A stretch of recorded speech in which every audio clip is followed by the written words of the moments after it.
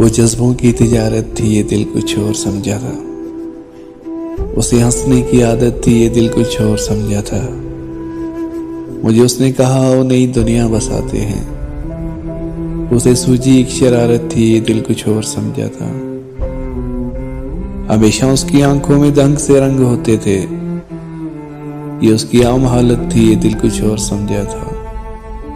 وہ میرے پاس بیٹھی دیر تک غزلیں میری سنتی، اسے خود سے محبت تھی، یہ دل کچھ اور سمجھا تھا۔